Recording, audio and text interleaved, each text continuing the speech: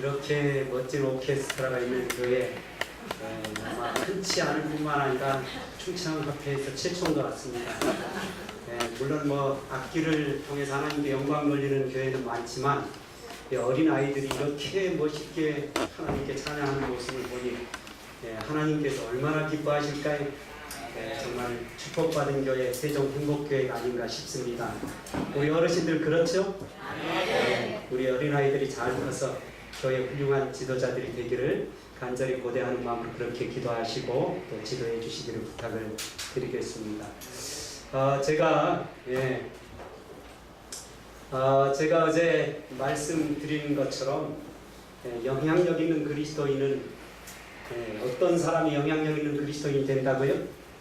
말이 시가됨을 기억하는 사람이 영향력 있는 그리스도인이 된다고 말했는데 여러분 어제 저녁에 가셔서 마지막 숙제를 좀 하셨습니까? 마지막 날에 해야 될 말이 하나가 있다고 그랬죠? 하셨나요? 우리 집사님, 송 집사님 좀 하셨습니까? 평생 옆에 있어줘서 여보 당신 참 고맙습니다 이렇게 해보셨나요? 못했어요? 안 하던 것을 하면 참 힘이 듭니다. 그래서 처음에는 너무 어색하기 때문에 이 사람이 죽을 때가 다 됐나 이런 얘기 해요.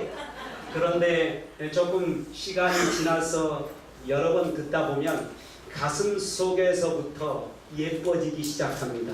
사랑스러워지기 시작하고 함께 있는 것이 너무너무 고마운 마음이 들기 시작하는 거예요. 그래서 옆에 계신 분과 함께 오늘 이 시간에 먼저 사랑의 고백을 좀 해주셨으면 좋겠습니다. 옆에 계신 분 다 손 잡아보세요. 어차피 하늘에서 함께 살 가족들입니다. 인사를 좀 이렇게 하십시오. 함께 동행해 주셔서 고맙습니다. 그렇게 한번 인사 한번 해보세요.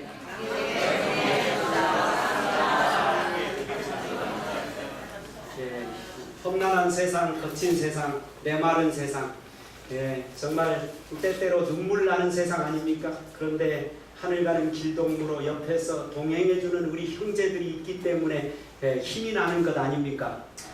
처음에 20명 있다가 30명으로 늘어나고 30명 있다가 40명이 되고 그러다가 드디어 100명이 되고 그러면 얼마나 가슴이 벅차오르는지 모릅니다.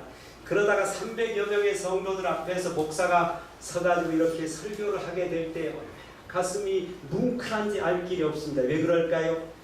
영원한 하늘 본향에 함께 갈 가족들이 이렇게 많이 있음에 대하여 하나님 앞에 얼마나 감사한 마음이 드는지 알 길이 없습니다.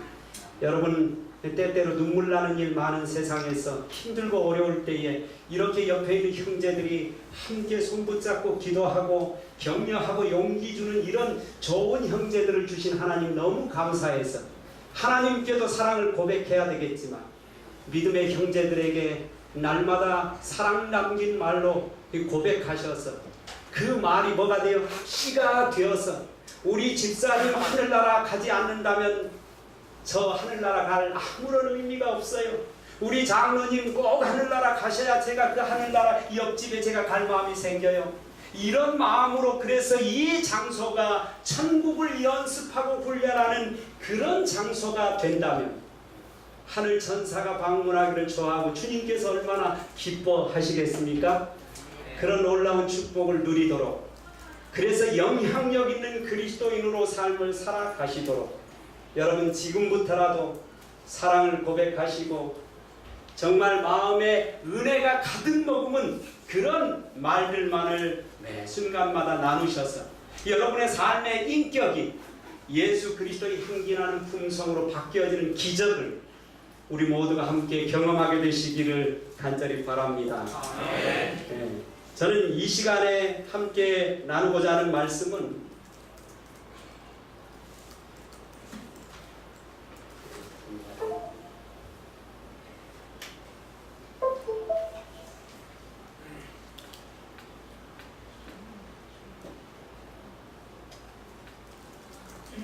영향력 있는 그리스도인은 어제 말씀드린 것처럼 말이 씨가됨을 기억하는 사람이 영향을 끼치는 사람인데 오늘 함께 나누고자 하는 말씀은 예수 그리스도의 이름으로 압력을 견딘 사람이 영향을 끼치는 사람이다라고 하는 사실입니다.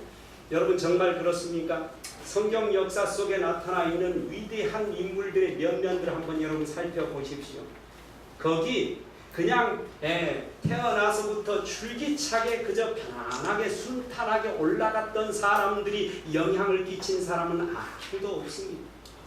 어린 시절부터 순환과 고통과 괴로움 속에서도 오직 예수 그리스도만을 바라보고 그분의 이름으로 그 모든 압력, 억울한 일, 고난과 시련, 이 역경들을 다 견디고 이긴 사람들이 드디어 세상 역사에 위대한 영향을 끼치고 하나님의 사랑의 영광을 드러내고 복음 사역을 위하여 헌신하는 종들이 되었음을 성경을 통하여 우리는 확인을 하게 되는 것입니다.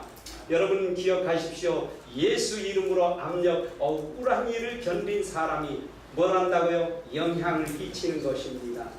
자, 따라서 하겠습니다. 예수 이름으로 압력을 견딘 사람이 영향을 끼친다. 히브리서 12장 2절 말씀 우리 함께 읽어보겠습니다. 시작. 믿음의 주요 또 건전하게 하시는 이 예수를 바라보자. 그는 그 앞에 있는 기쁨을 위하여 십자가를 참으사 부끄러움을 개의치 아니하시려니 하나님 보좌 우편에 앉으셨느니라. 그는 그 앞에 있는 기쁨을 위하여. 예수 그리스도의 기쁨이 무엇일까요? 죄로 인하여 죽어가는 모든 인류를 바라보시면서 주님은 애달파하셨습니다. 내 사랑하는 자녀들이 저렇듯 죄 가운데서 살다가 한 줌의 흙으로 돌아갈 때에 부모의 마음이 얼마나 쓰라리고 아팠겠습니까? 그래서 주님께서 그 앞에 있는 즐거움, 우리 모두가 구원받아서 구원의 기쁨 속에서 날마다 기뻐 뛰며 찬양하면서 살 그날들을 그리면서 주님은 십자가를 참으셨다라고 하는 사실입니다. 죄 없는 그분이 심지어는 살리기 위해서 온 그 숱한 사람들의 손에 의하여 처참하게 십자가의 고통을 경험하신 그 주님의 그 경험 때문에 여러분과 제가 구원의 거룩한 기적을 경험하는 사람들이 되었다고 하는 사실입니다. 성경은 이렇듯 예수님이 그러했던 것처럼 이 역사 속에서 시련과 역경, 고난과 아픔을, 때때로 억울한 일을 예수 그리스도의 이름을 통해서, 그분의 능력을 통해서, 그분의 십자가의 사랑을 통해서 견딘 사람이 드디어 뭘 해요? 영향을 끼치는 사람이 됩니다. 여러분 잘 아는 것처럼 요셉이 그랬지 않습니까? 다니엘이 그랬지 않습니까? 욥이 그랬지 않습니까? 그리고 우리를 그토록 사랑하시는 예수님께서 그렇게 인생 여정을 살아가신 것입니다. 우리는 이런 생각합니다. 야, 요셉이라고 하는 사람은 원래 태어날 때부터 품성이 참 대단히 훌륭한 사람으로 태어났으니까 그렇게 훌륭한 일을 한 거지, 이런 생각을 하기 십상입니다. 많은 사람이 그렇게 생각합니다.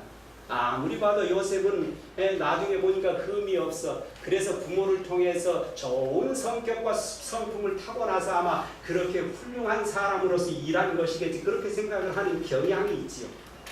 성경에 나타나 있는 인물들의 면면들을 생각하면서 많은 사람들이 그런 생각을 합니다. 그런데 성경은 아주 명확하게 이렇게 말합니다. 우리 한번 함께 읽어볼까요? 창세기 39장 2절 시작. 여호와께서 요셉과 함께 하시므로 그가 형통한 자가 되어 그 주인 애굽 사람의 집에 있으니.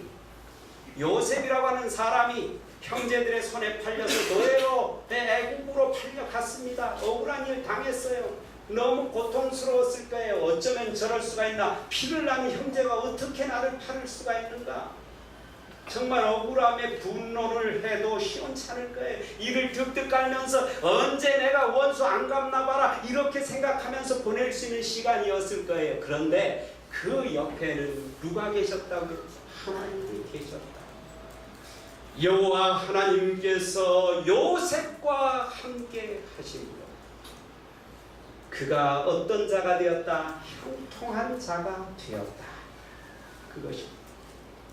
억울한 일을 당했음에도 불구하고 그가 형통한 자가 된 것은 그의 원래 타고난 품성 때문도 출중한 능력 때문도 아니라 여호와 하나님께서 함께 하심으로 그가 형통한 자가 되었다, 그 말입니다. 여러분, 요셉이 그 압력을, 그 억울한 일을, 형제가 나를 팔아먹는 이 정말 파렴치한 일을 다 견디고 이길 수 있었던 유일한 비결은 누구 때문이었어요? 하나님 때문이었다. 하나님 그분께서 함께 하셨기 때문에 가능했다라고 하는 것입니다. 여러분 기억하십시오. 요셉이 아시는 것처럼 보디발의 아내의 유혹을 물리칠 수 있었던 비결도 어찌 이 큰 악을 행하여 하나님 앞에 득죄하리까 하나님께서 옆에 계심을 의식하고 있었기 때문에 그분의 능력과 은혜를 통해서 그 죄를 극복합니다. 그리고는 그 결과가 뭐였어요? 하나님의 영광스러운 날들이 기다리는 것이 아니고 결국 어디로 갔어요? 감옥 속으로 들어갔습니다. 감옥도 누구와 함께 가요? 하나님과 함께 가는 것이죠. 하나님과 함께 갔다가는 분명한 증거가 무엇인가? 그렇게 억울한 일, 내가 그 여인을 간음하거나 간통을 하지 않았음에도 불구하고 그 감옥 속에 가서 그가 그 억울한 일을 당했음에도 불구하고 여전히 뭐하고 있습니까? 아침마다 그 죄수들의 얼굴 표정을 살피고 있는 요셉의 모습을 보지 않습니까? 내가 이렇게 억울해 죽겠는데, 분노를 해도 날마다 화를 쏟아내도 시원찮을 그 시간에 지금 뭐하고 있어요? 다른 사람들의 얼굴을 살피는 것입니다. 하나님, 나는 하나님 때문에 구원받은 거룩한 백성이지만 이들은 지금 하나님을 알지 못하는 백성들인데 어떻게 하면 제가 하나님의 사랑을 이들에게 증거할 수 있을까요? 날마다 묵고 하나님과 동행했던 요셉이 누구를 쳐다봐요? 옆에 있는 사람들 얼굴을 쳐다보고 수색이 가득하면 가서 묻습니다. 무슨 근심스러운 일이 없습니까? 여러분 얼마나 멋집니까? 하나님을 의지하고 동행하는 사람, 그는 억울함을 넘어서 다른 사람의 안위를 살피는 것입니다.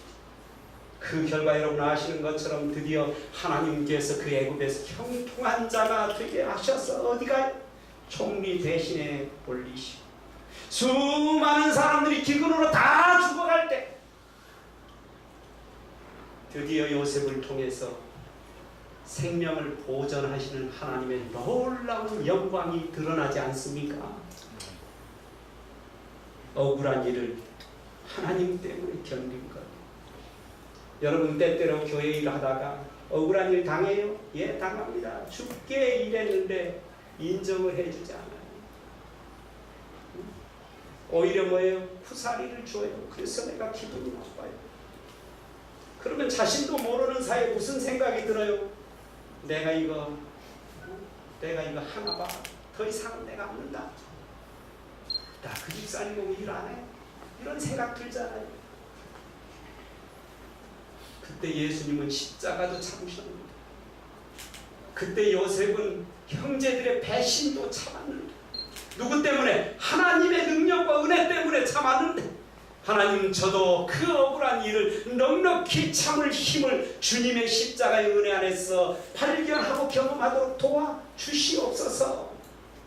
여러분 그렇게 될 때에 드디어 어떻게 해요? 그 영혼을 통해서 우리 교회의 사랑의 거룩한 영광이 드러나고 봉사의 축복과 은혜가 모든 사람에게 전수되어지고, 그래서 모든 성도들의 분위기가 그리스도의 사랑으로 감도는 분위기로 바뀌어지게 될 때에 드디어 성령께서 임하시고 하나님께서 그 장소에 함께 하심으로 믿는 자가 날마다 더하는 교회로 부흥시켜 주실 줄 믿는 것입니다. 여러분 다니엘의 영향력의 근거가 어디에 있었을까요? 정말 우리는 이 다니엘 생각할 때 그런 생각합니다. 어렸을 때부터 많이 들었는데 보니까 다니엘은 고소할 틈조차 없었다 그러잖아요. 이야, 정말 다니엘이라고 하는 사람은 태어날 때부터 부모를 통해서 아주 대단히 훌륭한 인격을 가지고 태어났구나. 어떻게 고소할 틈조차 없을 정도로 그렇게 퍼펙트하고 완전한 사람이었을까? 그러니까 그렇게 훌륭한 일들을 한 거지. 이런 생각이 드는 것이죠. 여러분 그렇지 않습니까? 다니엘 생각하면 나하고는 동떨어진 사람, 저 사람은 전혀 나하고는 같지 않은 사람이에요. 원래 태생부터가 달라서 왕족인데다가 그는 그렇게 훌륭한 품성을 타고난 사람이니까 그렇게 위대한 일을 한 것이겠지, 그렇게 생각을 합니다. 그런데 여러분 성경은 전혀 그렇게 말하지 않아요. 다니엘 6장 16절 같이 읽어볼까요? 시작. 이에 왕이 명하여 다니엘을 끌어다가 사자굴에 던져 넣는지라. 왕이 다니엘에게 일러 가로되 너의 항상 섬기는 내 하나님이 너를 구원하시리라 하니라. 여러분 놀랍습니다. 이방인의 왕조차 다니엘이 왜 그렇게 훌륭하고 고매한 품성을 가지고 있는지, 다니엘이 왜 그렇게 다른 사람보다 다른 행동을 하고 있는지 누구조차도 알아. 이방인의 왕조차도 알고 있었는데 보니까 항상 섬기고 있는 내 하나님이 너를 구원하실 거야. 그렇게 말하는 것이다. 야, 다니엘이 그렇게 고매한 품성을 드러낼 수 있었던 유일한 비결은 누구 때문이었어? 보니까 항상 섬기시는 하나님의 능력과 그분의 사랑 때문에 드디어 다니엘이 그런 고소할 틈조차 없는 품성으로 정사를 돌보는 사람이 되었더라는 것입니다. 여러분, 그러니 여러분의 삶의 일터에서 고매한 품성, 이방인들이 볼 때 틈조차 보이지 않는 그런 삶을 살아가는 것은 내 완벽한 성격 때문이 아니라 항상 섬기는 하나님, 일터에서도 여전히 하나님을 의지하는 믿음으로 행동하는 여러분의 삶의 모습을 통해서 하나님 능력과 사랑이 이르러 오게 될 때에 드디어 어떤 일이 일어나요? 하나님이 구원하시고 하나님이 능력 있게 일하게 하시고 하나님이 모든 사람들을 감동시키는 역사가 일어나게 되더라는 것이지요. 그런 역사가 누구에게? 다니엘에게 일어났다는 것입니다. 다니엘 6장 20절에 보니까 다니엘의 든 굴에 가까이 이르러는 슬피 소리질러 다니엘에게 물어 가로되 사시는 하나님의 종 다니엘아. 누구도 알아요. 이방의 왕도 사시는 하나님이라고 이야기하지 않습니까? 너의 항상 섬기는 내 하나님이 사자에게 너를 구원하시기에 능하셨느냐? 이방의 왕이 말합니다. 사자 입에 입을 막고 너를 구원하셨지? 당연한 거야. 여러분, 드디어 사자 굴에서 다니엘이 나왔습니다. 억울한 일을 당했습니다. 국가를 위해서 충성했던 다니엘이 수많은 고소자들에 의해서 고소를 당해서 사자굴 속에 들어가는 억울한 일을 당했어. 그때에 그는 하나님의 이름으로 그 사자굴 속에 들어갔고 그 억울한 일을 다 당했습니다. 군말 없이 들어갔어요. 그때 하나님, 항상 섬기는 하나님이 어떻게 했다고요? 구원하셨어요. 드디어 사자굴에서 나왔습니다. 수많은 사람들이 사자굴에서 나오자마자 어떤 역사가 일어나게 되었을까요? 하나님을 몰랐던 그 다리오 메데 바사라고 하는 모든 나라에 이 소문이 퍼졌겠어요? 안 퍼졌겠어요? 퍼졌습니다. 뭐라고 퍼졌을까요? 사자 굴 속에 들어갔어도 살아나온 사람, 누구 때문에? 하나님 때문에. 그래서 믿지 않은 수많은 사람들이 누구만이 참신이라고 이야기했을까요? 하나님만이 참신이시다. 역사의 마지막 때에 하나님의 복음이 어떻게 전파되어지는가?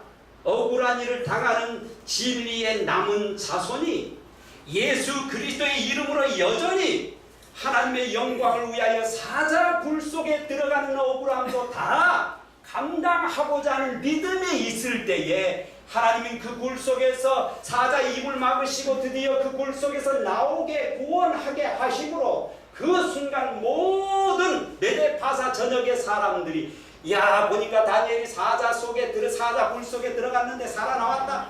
심지어는 그 사자 굴 속에 나오고 난 다음에 다리오 왕이 화가 나가지고 다니엘을 집어던진 그 사람들 갖다 딱 집어던졌는데 밑으로 떨어지기도 전에 다 으스러지게 다 먹어버렸다.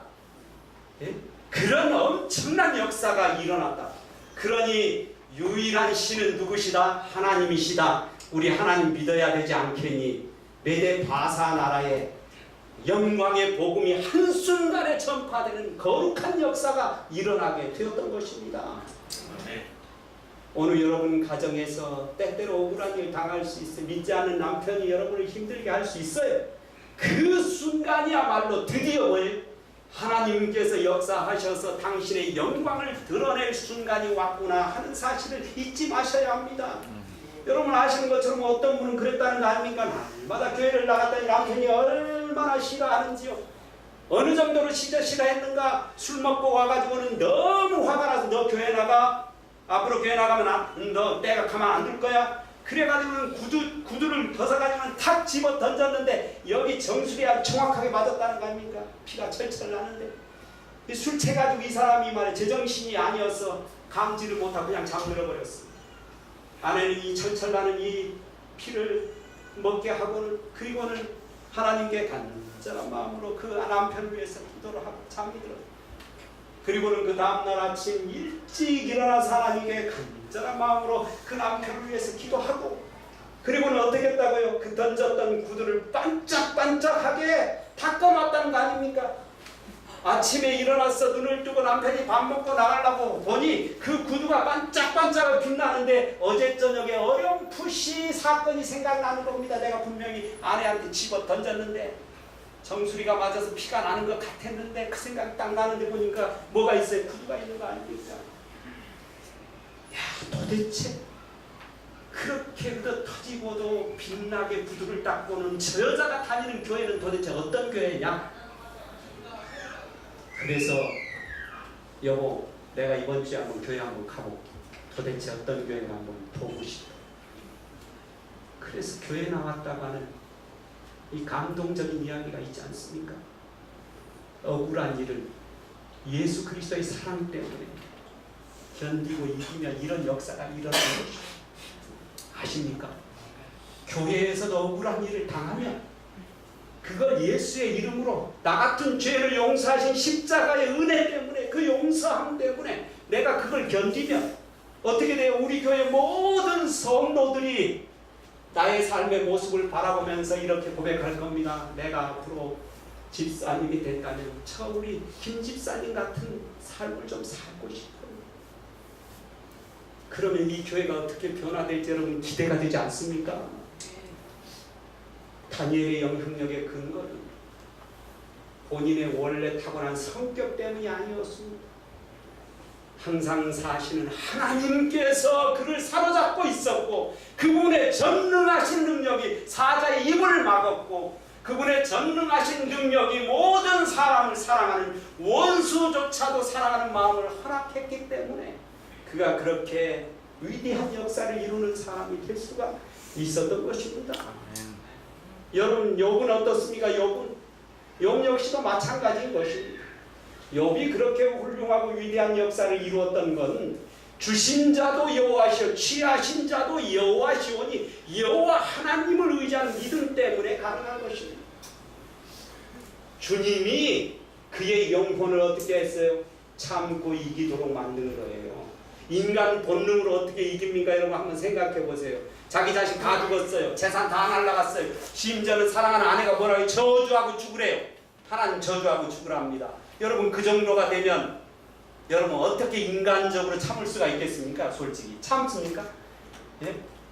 여러분 일반적으로 삶을 살아가도 아내가 나한테 어렵게 한다 남편이 어렵게 하면 몇 번까지는 참아줄 수 있어요? 3번까지 참아줄 수 있지만은 나중에는 어떤 생각들 더 이상 못 참아 그러지 않습니까? 그래서 한번 팡 터뜨리고 그래서도 안 되면 어떻게 해요? 그냥 이혼해버리고 마는 거 아닙니까? 그것이 오늘날 우리 시대의 수많은 그리스도인의 삶의 모습 아닙니까? 그런데 욥은요 뭐라고 이야기해요? 저주하고 죽어라. 주신 자도 여호와시오 취하신 자도 여호와시오 여호와의 이름이 찬송을 받으실지로다. 자신의 존재의 이유가 누구 때문에? 여호와 하나님 때문이에요. 그분을 의지하는 믿음 때문에 그가 위대한 역사를 이루는데 인간 역사상 가장 큰 고난에 직면하여 이겼던 위대한 하나님의 종으로 삶을 살아가게 되었던 것이죠. 그리고는 역사 이래로 지금까지 고통과 고난받는 모든 사람들의 롤모델이 누구예요? 욥입니다. 욥. 저도 생각합니다. 내가 힘들 때 누굴 생각해요? 욥의 고난을 생각해 봅니다. 그러면 어떤 생각이 들어요? 야 나는 아무것도 아니지. 말이 그렇지. 10명의 자식이 다 죽고 재산 다 날라가고 나 그랬나? 내가 언제 그랬나? 자식이나 하나 죽었어? 죽지도 않았는데 왜 이렇게 오들갑이야? 이런 생각이 딱 들지 않습니까? 실제로 그래서 욥을 바라보면서 수많은 사람들이 시련과 역경 가운데 힘을 얻어서 다시 일어나는 역사가 오늘날 믿음의 수많은 성도들의 삶의 역사였고 여러분의 역사가 아니었습니까? 억울한 일을 당해도 예수의 이름으로 참으면 역사 이래로 이렇게 수많은 사람들에게 영향을 끼치는 것입니다. 여러분, 예수님의 영향력의 근거가 무엇입니까? 여러분 아시는 것처럼 예수님께서 곤욕을 당하여 괴로울 때에도 어떻게 했습니까? 그 입을 열지 아니했습니다. 잠잠한 양같이 그 입을 열지 않고 어떻게 십자가의 그 길을 걸어갑니다. 얼마나 말하고 싶었겠어요. 예수님이 잘못한 일 있습니까? 그저 평생 살아가면서 그들을 치유하고 그들의 고통과 괴로움을 다 들어주고 심지어는 죽은 자를 살리시고 아파하고 고통하는 영혼들을 품에 안고 기도해 주시고 그것밖에 더 했습니까? 그래서 얼마나 할 얘기가 많았겠어요. 그런데 주님이 어떻게 하세요? 잠잠히 당신 자신의 십자가 그 길을 심지어는 배신하는 제자에게 뭐라고요? 친구여 내 행할 일을 행하라. 그래서 여기에 키스 받으면서 그 억울한 일을 다 당하면서 어떻게 그 길을 걸어가지 않습니까? 묵묵히 걸어가요. 아무 얘기도 않고 걸어갑니다. 우리 집사님이 억울한 일을 당했는데 아무한테도 이야기도 않고 그 다음 주에도 똑같은 마음으로 봉사하고 똑같은 마음으로 봉사하고 계속 하는 것입니다. 그러니 1년 정도 지나고 나니까 어떤 생각이 들어요? 억울하게 했던 분들의 생각 속에 마음이 바뀌어지는 거예요. 야, 저렇게 좋으신 분은 내가 정말 못된 짓을 했구나. 이런 생각 들지 않습니까? 그래서 저절로 회개하는 역사가 일어나요. 야, 저렇게 좋으신 집사님 때문에 우리 교회가 잘 될 수밖에 없는 교회야. 부흥할 수밖에 없는 교회. 그런 생각 들지 않겠습니까? 여러분 성경 요한복음 12장 32절에서 아주 분명하게 주님의 삶의 모습에 대해서 이렇게 묘사합니다. 내가 땅에서 들리면 모든 사람을 내게로 이끌겠노라. 예수님께서 가장 영광스럽게 되었던 때가 언젠가? 5,000명을 먹인 기적을 행사한 그 장소였는가? 아니면 배에 그냥 가득하게 고기를 많이 잡았던 그 장소였는가? 아니면 나사로를 딱 눈 번쩍 뜨게 해서 다시 부활시켰던 그 장소였는가? 전혀 아니었어요. 성경은 그분이 가장 영광스럽게 되었던 순간을 묘사합니다. 뭐라고요? 내가 땅에서 들리면, 십자가에서 내 목숨을 끊으면 그때 모든 사람 내게로 이끌겠노라. 내가 죽으면 이 모든 성도들을 위하여 내가 희생하면 나를 통해서 모든 사람을 그리스도께로 이끌겠노라. 남편인 내가 우리 가정에서 희생의 제단 앞에 내가 죽으면 너의 가정의 모든 자녀들과 가족들을 주님께로 인도하리라. 그 말이에요. 그런 역사가 일어나는 것입니다. 근데 예수 믿노라고 공언하고 있는 내가 여전히 교만하고 살아있기 때문에 사람들이 말합니다. 아이고, 예수 안 믿는 저 이웃집 저 아저씨가 훨씬 나아. 예수 안 믿는 내가 너보다는 낫다야. 뭐 예수 믿는다고 그러냐? 명절 때 가면 그런 얘기 할 수도 있어요. 예? 땅에서 들리면 그때 모든 사람을 내게로 이끌게 됩니다. 여러분 정말 이 명절 때가 되면 사랑하는 가족들을 주님께로 이끌고 싶은 간절한 소망이 있지 않습니까? 아이고 어머니, 저는 제사를 안 드리기 때문에 못 가요. 형님 저 제사 안 드려서 안 갈 거예요 이번에. 그게 아니라 이틀 전에 3일 전에 가서 열심히 가서 형님들 동생들 오기 전에 봉사하고 최선을 다해서 다 장만해주고 결국 누가 먹을 거예요? 가족들 먹을 거 아닙니까? 예? 제사 바치는 거 내가 바치는 거 아니지 않습니까? 그들이 바치는 거예요. 저는 그 옆에서 간절하게 기도하고 같이 어울려서 따뜻한 사랑을 나누고, 그리고는 남들은 다 뿔뿔이 쉽게 그냥 흩어지는데 마지막까지 정리 싹 해주고, 그리고 난 다음에 형님 정말 감사해요. 형님이 아니었으면 우리 가족들이 얼마나 힘들까 늘 생각할 때마다 너무 고마워요. 제가 형님 힘내시라고 기도 열심히 해드릴게요. 여러분 그렇게 만약 우리의 삶을 그렇게 그래서 희생의 제단 앞에 내가 바쳐지게 된다면 드디어 그 모든 사람을 누구에게로? 예수 그리스도께로 이끌겠노라 그 말이에요. 그래서 성경은 말합니다. 우리의 영향력의 근거를 베드로전서 2장 19절 21절 제가 짝수절 읽고 여러분 짝수절 한번 읽어보시기 바랍니다. 애매히 고난을 받아도 하나님을 생각함으로 슬픔을 참으면 이는 아름다우나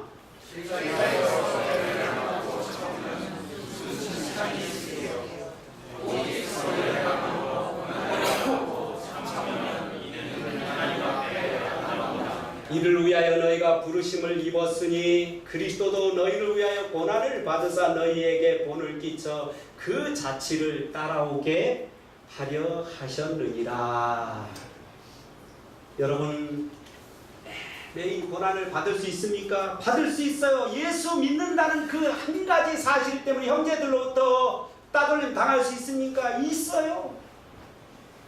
그때 화낼 것이 아니고 그래서 더 이상 당신들하고는 상종할 것이 아니야. 어차피 당신네는 다른 길로 가고 나는 하늘로 가는 길이니까 전혀 당신하고는 상종도 안 해. 그래서 이제 더 이상 친척이지만 나 당신네 집 안 가. 이렇게 결심할 것이 아니라 애매히 고난을 받는 그 자리에 가서 예수 그리스도의 사랑의 영광을 용서의 은총을 너그러운 십자가의 그 고귀한 희생을 드러내시면 그러면 어떻게 해요?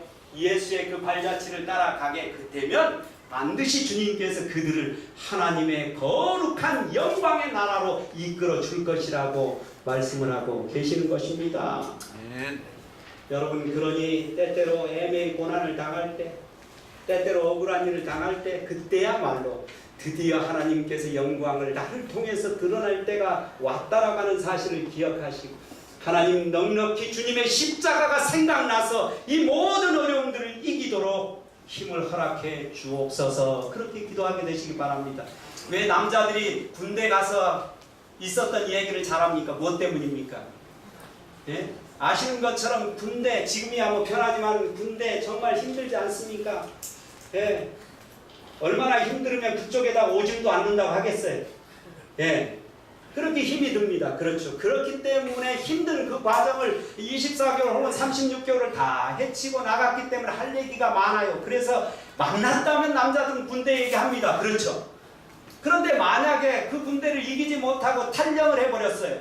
그래서 영창 가버려서 할 얘기 있어요? 할 얘기가 없어요. 아니 어떤 분은 그냥 가정사정 때문에 혹은 여러가지 여건 때문에 방위했어요. 방위. 그러면 또 할 얘기가 별로 없어요. 왜 그래요? 할 얘기 없는 이유. 예, 시련과 역경, 고난을 이긴 경험이 없기 때문에. 인간적으로도 그런데 예수 이름으로 핍박과 고난, 억울한 일을 견디면 하나님의 영광이 드러난다고 하는 사실 여러분 기억하시고 그때야말로 하나님의 이름의 영광을 위해서 그분께 기도하면서 넉넉히 극복하고 이기는 믿음의 용사들 되시기 바랍니다. 제가 이제 한 이야기만 좀 드리고 말씀을 드리려고 합니다. 제가 어느 교회에 부임을 하게 되었습니다. 한 달이 지났을 때쯤이었어요. 근데 어느 날 갑자기 사택문을 막아주세요. 차게 두드리는 소리가 들렸습니다. 그래서 문을 열고 불이 나게 나가보니 거기 뚱뚱하게 생기신 할머니 한 분이 우락부락하게 생기신 할머니 한 분, 화가 아주 잔뜩 나가지고 저를 향해서 말했습니다. 목사님 말입니다. 어떻게 교회가 이럴 수가 있습니까? 뭐 때문인데요? 아니 이 토요일마다 말이죠. 아이들이 와가지고 저희 집 담고기 얕은데 거기다가 개한테 막 돌 던져가지고 개 깨갱거리게 만들고 말이죠. 그리고는 거기 감나무 하나 있는데 거기다 돌 던져가지고 감 맨날 떨어뜨리고 그리고는 저 하수가 저 위에서부터 이렇게 밑으로 내려가는데 그 하수는 어떻게 할 거며? 이래도 되는 겁니까 교회가? 얼마나 화가 나셨는지 감당이 되질 않아요. 그래서 이야기가 끝난 듯 싶어서 제가 차렷 자세를 하고 다시 인사를 드렸습니다. 할머니 안녕하세요. 저는 이번에 새로 부임한 전희석 목사입니다. 그랬더니 그 할머니가 갑자기 대뜸 고개를 딱 쳐들더니 저를 봐요. 아니네. 옛날 목사님인 줄 알았어요. 얼마나 화가 났는지 목사 확인도 않고 막 화를 난 이야기를 하신 것이죠. 그러나 저나 하여튼 다 원상복귀 해놓으시고 애들 좀 단속 잘하세요 이렇게 하고는 내려가시는 것이죠. 그래서 제가 그 할머니들을 따라갑니다. 너무 아파 보이셨어요. 혈압도 있어 보이시고 당뇨도 있어 보이시고 온갖 병이 있어 보이셨습니다. 그래서 제가 따라가면서 그 할머니에게 여쭤봤어요. 할머니 어디 편찮으세요? 그랬더니 할머니가 말을 버럭내면서 말합니다. 괜찮아요!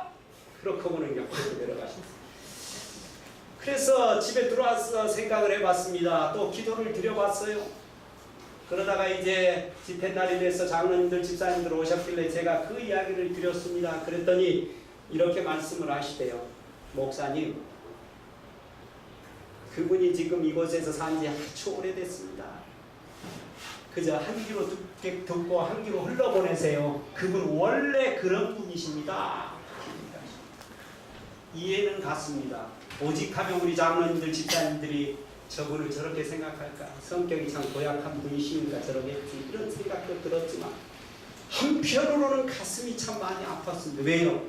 바로 교회 옆인데 날마다 하나님의 은혜의 이슬이 떨어져서 그곳에서 사랑의 싹이 나고 날마다 유익을 얻으면서 감동을 받으면서 살아야 될 이웃 집사람, 교회 옆 집사람. 그렇지 않습니까? 당연한 거 아니에요? 하나님 계시고 하나님 사랑이 있다면 옆에 있으면 은혜의 이슬이라도 떨어져야지. 그렇지 않습니까? 그런데 평생을 저렇게 원한진 마음으로 삶을 살아가게 된 이유가 뭘까를 생각을 해보니 너무 가슴이 아파요. 주님이 생각할 때 얼마나 슬퍼하시오. 참 듣기는 힘들고 그분 대하기는 힘들지만 하나님 저에게 좀 힘을 주셔서 저분을 좀 잘 대할 수 있도록 도와주십시오. 기도를 했더니 네가 가라. 네가 그 집 가라. 그렇게 말씀을 하셔요. 그래서 하나님 음성을 듣고 제가 두유 한 박스를 들고 그 집을 갔습니다.